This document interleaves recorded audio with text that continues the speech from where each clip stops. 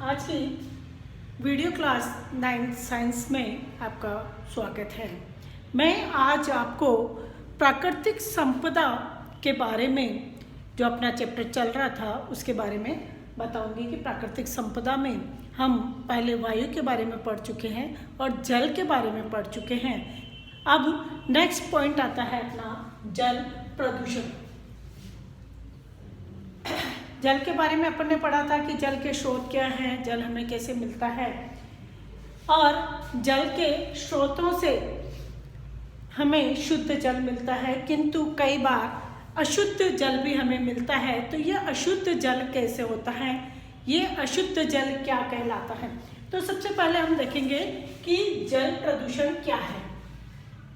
कि जल में अनैच्छिक वस्तुएं या अनैच्छिक चीज़ों के या अन्य पदार्थों के मिलने से जल पीने योग्य नहीं रहता है।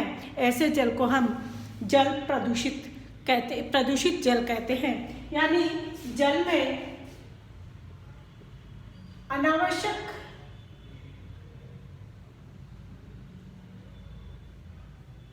तत्वों के मिलने से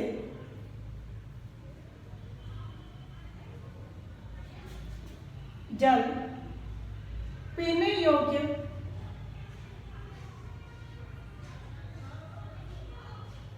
नहीं रहता है, वह प्रदूषित जल कहलाता है।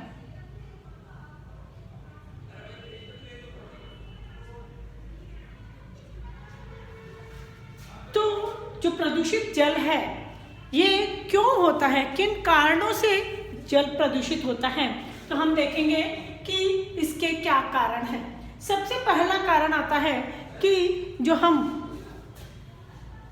खेती उगाते हैं, खेती में हम कीटनाशक पदार्थ और रासायनिक उर्वरक डालते हैं जिससे पौधे की पैदावार अच्छी हो। पौधे की पैदावार तो अच्छी होती है, लेकिन इससे पानी जो है वो प्रदूषित हो जाता है। कैसे कि जब हम खेतों में कीटनाशक डालते हैं या रासायनिक खाद डालते हैं, वह मिट्टी में चला जाता है और वर्षा होती है तो पानी जब खेतों में जाता है तो वह बह करके पानी नदियों जलाशयों में जाता है। तो कीटनाशक का पानी या खाद का पानी, जो रासायनिक खाद है उसका पानी जलाशयों में जाता है, तो यह हमारे को नुकसान पहुंचाने वाला होता है, क्योंकि इसके अंदर कीटनाशक दवा का जो है समावेश हो जाता है, मिल जाता है। अतः ये पानी हमारे को नुकसान पहुंचाता है। अतः प्रदूषण का कारक है कि जो कीटनाशक दवाएं हैं, खेतों में कीटनाशक दवाएं डाली जाती है, उर्वरक डाला जाता है, उससे पानी जो है प्रदूषित हो जाता है। दूसरा आता है कि शहर का कचरा, नालों के गंदे पानी से। शहर का सारा कचरा नदी तालाबों के किनारों पे डाल दिया जाता है। जब वर्षा होती है तो सारा कचरा बह करके जलाशयों में, नदियों के अंदर चला जाता है और ये गंदा पानी, कचरा जो है वो पानी को प्रदूषित कर देता है। तो इस तरह से दूसरा कारण होता है शहरों का कचरा और नदियों के, नालों के गंदे पानी से।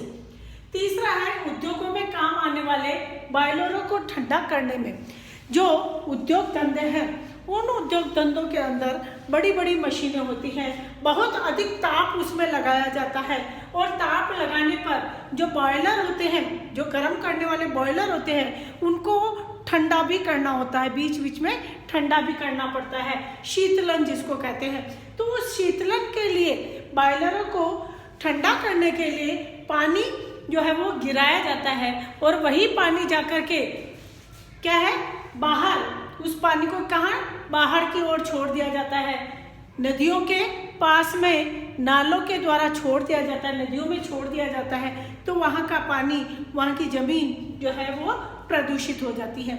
तीसरा कारण है, इसके साथ ही हम ये देख सकते हैं कि जो उद्योग धंधों के अपशिष्ट पदार्थ होते हैं, उद्योगों में कई डाइज होते हैं, डाइस के साथ कई केमिकल्स होते हैं जो काम में नहीं आते हैं, जो डाइस होते हैं वो काम में ले लिए जाते हैं और उसके बाद जो पानी बच जाता है उस पानी को या अपशिष्ट पदार्थों को जो है नदियों में छोड़ दिया जाता है।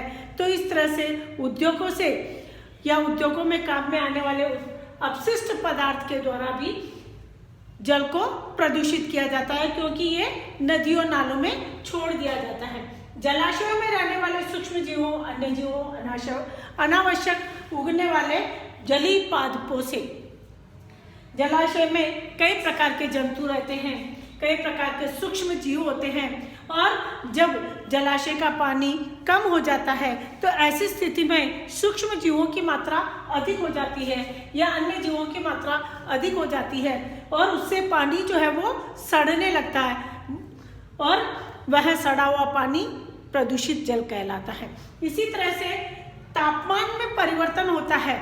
जब तापमान में सूर्य के प्रकाश में तेजी आती है तो तालाबों का पानी सूखने लगता है और सूखने के बाद पानी में जो जीव हैं वो क्या होंगे, मरने लगते हैं। उनमें जो लार्वा है वो उसमें मरने लगते हैं। जैसे मछलियों में हम देखते हैं कि मछलियाँ जो है गर्मी के दिनों में पानी के सूखने पर मछलियाँ तड़पने लगती हैं और तड़प करके उस पानी के अंदर जो वो लार्वा वगैरह छोड़ती है उस पानी में रह जाते हैं और वो लार्वा जब पानी वर्षा की ऋतु में पानी आता है तो वह पानी उससे प्रदूषित हो जाता है।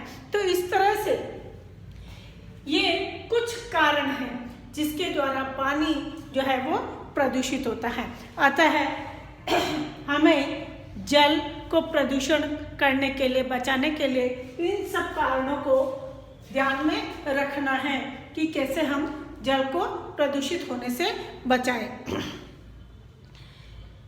इसके साथ ही कुछ प्रश्न आपके इसके अंदर दिए हैं। जीवों को जल की आवश्यकता क्यों होती है? जीवों को जल की आवश्यकता क्योंकि हमारे को जीवन जीने के लिए या हमारे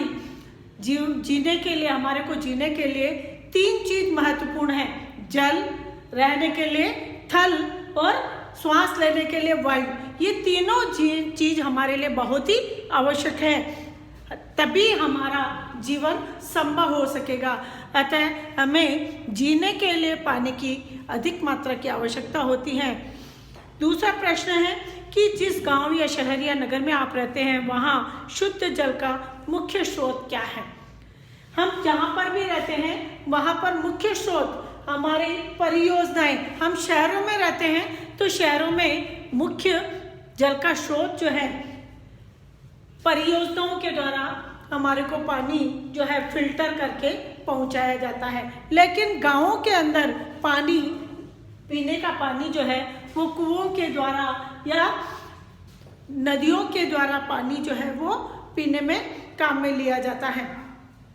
इसी तरह से तीसरा प्रश्न है, क्या आप किसी क्रियाकलाप के बारे में जानते हैं जो इस जल के स्रोत को प्रदूषित कर रहा है? हम जल के प्रदूषण के स्रोत को जो है हमने ये स्रोत देखे हैं। इन स्रोतों में से कोई भी एक स्रोत अगर हमारे आसपास में है तो उसके बारे में आपको इसका आंसर देना है। तो ये तीनों क्वेश्चन आपको करने हैं। धन्यवाद। नेक्स्ट क्लास में हम पढ़ेंगे मृदा में खनिज पदार्थों की प्रचुरता। यानी ये तो हमने पढ़ा पानी के बारे में, अब पानी के बारे में हम पानी के बाद हम पढ़ेंगे मृदा के बारे में, जो हमारे लिए खाद्य पदार्थ उगाने में सक्षम होती है। उसके बारे में हम नेक्स्ट वीडियो में पढ़ेंगे। Thank you.